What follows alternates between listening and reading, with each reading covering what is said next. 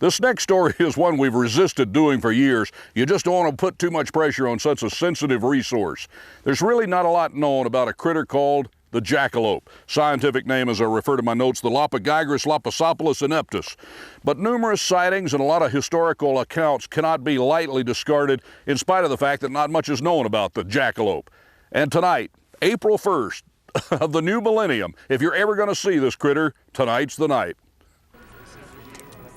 I've sat around campfires on the darkest nights and heard stories of adventure and some of fright. But the weirdest one with which I've had to cope is the one about the hunt for the jackalope. Some say they were run out of Utah because they were too frisky, but most experts believe it was because of their love of whiskey. When we'd hunt them, we'd go out with the whiskey and set them out and bait them with whiskey.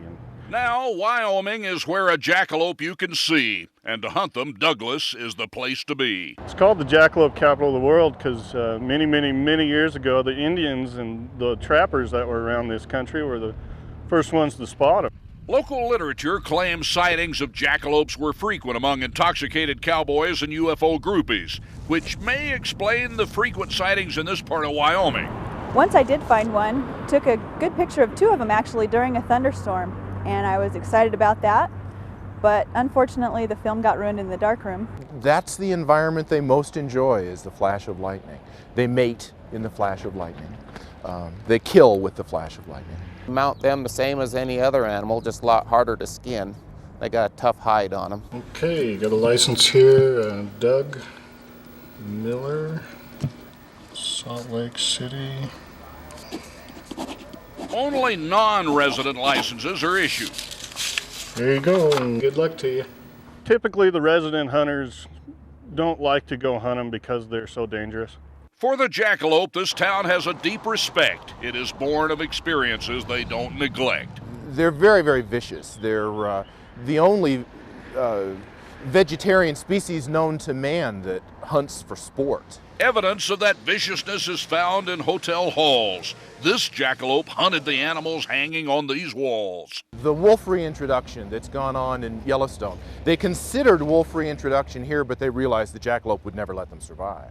The land around Douglas, as far as you can see, is the perfect habitat for the horned bunny. You often find them out on the prairie around sagebrush. Sometimes they hide in prairie dog holes, but they get their horns stuck, so they don't always do that. The horns of an antelope are mostly for decoration, but they're a true weapon to the jackalope. The hunt, it started at dawn, and though lots of their cousins were spotted from bucks to fawn, no sign of the animal sought was found until midday, tracks on the ground. Then close by in the snow, antler rubbings began to show. You can tell we're getting close because of that fence over there is all ripped up. They typically don't like fences, and they really don't like them when they have no trespassing signs. Wait, look right here, look. So you can see that we're getting really close because there's one that's nested just right here.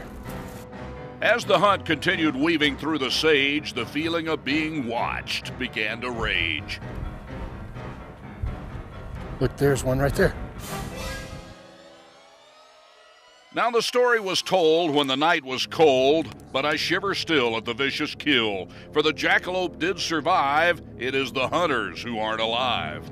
If hunted themselves, their reaction is vicious, fast, and cruel. Now the story that I've been told may not be true, but those are the facts, the decision I'll leave for you.